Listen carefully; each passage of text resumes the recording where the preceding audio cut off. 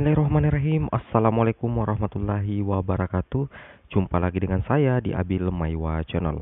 Jadi teman-teman, channel ini merupakan channel pendidikan tempat kita berbagi tentang aplikasi pendidikan Microsoft Office serta tips dan triks komputer. Jadi pada video kali ini kembali lagi admin akan berbagi sebuah video informasi terkait fakta 4 kategori guru honorer yang berpeluang besar lolos ASN P3K guru di tahap ketiga, dan tentunya juga adalah optimalisasi. Jadi di sini teman-teman ya, kita berbicara terkait fakta berdasarkan pengalaman di tahap kedua dan tentunya di tahap pertama dulu.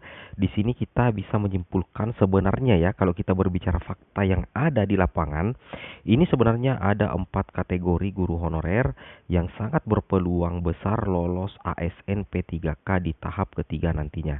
Nah, kira-kira kategori yang mana yang sangat berpeluang lolos? Kita langsung simak saja informasinya berikut ini.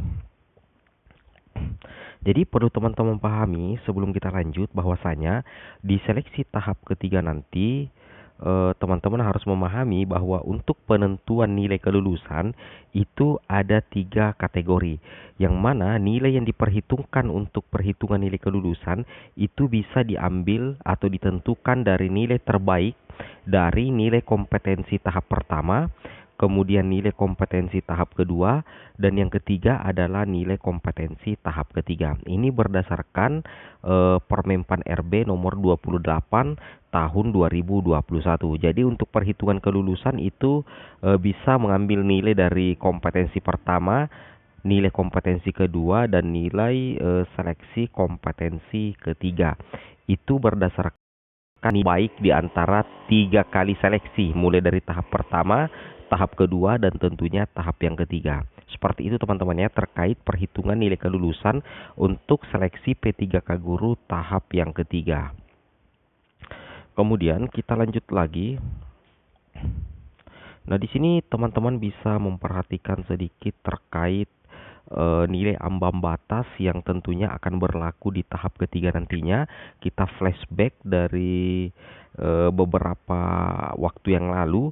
Untuk tahap pertama dan kedua itu menggunakan 3 kategori nilai ambang batas, dan tentunya juga ini berlaku untuk tahap yang ketiga P3K guru, yang mana berdasarkan Kepmenpan RB nomor 1127, kemudian ada penyesuaian nilai ambang batas yang dikeluarkan oleh Menpan RB di Kepmenpan RB nomor 1169 yang membagi nilai ambang batas itu menjadi 3. Yang pertama nilai ambang batas kategori 1, nilai ambang batas kategori 2, dan tentunya nilai ambang batas kategori 3 untuk nilai kompetensi teknis. Nah, kalau nilai ambang batas kategori 1 berarti itu berdasarkan juga dengan Kepmenpan RB nomor 1127 yang tanpa ada penyesuaian. Nah, kemudian untuk nilai ambang batas kategori 2 dan nilai ambang batas kategori 3 itu berdasarkan Kepmenpan RB nomor 1169. Nah, untuk nilai ambang batas kategori 1 itu dikenal dengan istilah P1, sedangkan nilai ambang batas kategori 2 itu dikenal dengan istilah P2, dan untuk nilai ambang batas kategori 3 itu dikenal dengan istilah P3.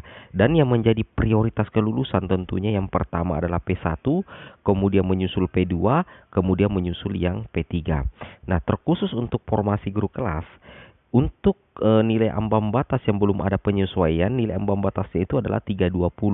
Sedangkan untuk nilai ambang batas kategori 2 yang berusia 50 tahun ke atas itu langsung mendapatkan 500 poin atau langsung dinolkan atau diloloskan untuk nilai kompetensi teknis.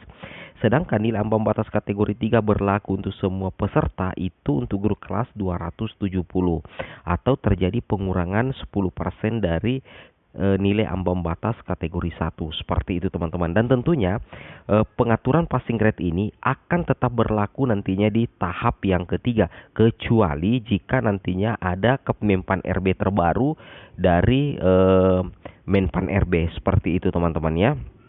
Oke. Nah, sekarang kita langsung lanjut saja ke informasinya.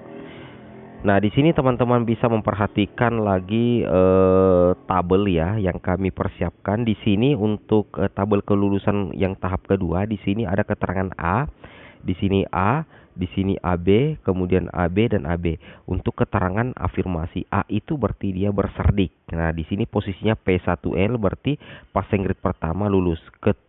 Semua peserta yang ada di tabel ini adalah P1 teman-teman ya. Namun kenapa yang ini lulus? Karena dilihat dari nilai tertingginya, perolehan nilai terakhirnya ini yang lebih tinggi, seperti itu.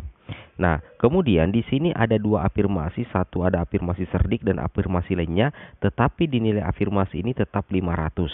Alasannya, karena untuk nilai afirmasi kompetensi teknis itu tidak boleh melebihi dari nilai penuh untuk sertifikat pendidik. Jadi kalau ada guru honorer memiliki cerdik berarti mendapatkan 500 poin dan kemudian berusia 35 berarti mendapatkan poin 75. Sebenarnya itu tidak boleh seperti itu. Yang diambil adalah 500 poin, tidak boleh melewati nilai maksimal untuk kompetensi teknis. Seperti itu teman-teman ya. Oke, sekarang kita lanjut lagi 4 kategori guru honorer yang sangat berpeluang lolos di tahap ketiga. Yang pertama tentunya adalah semua pasti tahu dan pasti semua mengerti bahwasanya yang paling berpeluang lolos adalah guru honorer negeri bersertifikat pendidik. Nah, jadi yang pertama itu yang sangat berpeluang lolos di tahap ketiga adalah karakter atau kriteria adalah guru honorer negeri. Guru honorer ini posisinya negeri, kemudian memiliki sertifikat pendidik. Dan tentunya ketika memiliki sertifikat pendidik maka harus melamar dengan formasi yang linier. Nah, ketika teman-teman melamar formasi kemudian ijazah teman-teman linier tetapi cerdik teman-teman tidak linier terhadap formasi yang dilamar, berarti afirmasi cerdiknya itu tidak akan berfungsi atau tidak akan berguna. Tapi yang digunakan adalah tentunya ijazah yang dilihat, seperti itu. Jadi ketika kita memiliki sertifikat pendidik maka kita harus melamar formasi yang linier dengan sertifikat pendidik kita supaya nantinya kita bisa menggunakan afirmasi cerdik. Nah, sebagaimana contohnya seperti ini, misalkan seorang guru melamar formasi guru kelas SD, kemudian ijazahnya adalah pendidikan bahasa Indonesia, kemudian kode sertifikasinya adalah bahasa Indonesia. Apakah linier dengan formasi guru kelas? Jawabannya adalah linier teman-teman ya. Linier. Besok insya Allah akan ada videonya juga terkait. Sebentar akan ada videonya juga terkait dengan itu. Oke, jadi kategori yang pertama adalah guru honorer negeri bersertifikat pendidik dan tersedia formasi linier, seperti itu. Kemudian kriteria yang kedua adalah ini. Tentunya teman-teman pasti mengetahui semua juga ya. Kriteria yang kedua atau kategori yang kedua adalah guru swasta yang bersertifikat pendidik dan tersedia formasi linier. Jadi tentunya ini hampir sama dengan guru honorer negeri yang memiliki sertifikat pendidik, itu wajib melamar dengan formasi yang linier teman-teman ya. Nah, karena kalau tidak melamar dengan formasi yang linier berarti nantinya afirmasi cerdiknya itu tidak bisa dipergunakan. Seperti itu. Kemudian kategori yang ketiga. Kategori yang ketiga adalah tentunya adalah lulusan PPG ya. Lulusan PPG dengan cerdik linier dengan formasi yang tersedia. Hampir sama juga dengan guru honorer negeri berserdik dengan guru honorer swasta berserdik.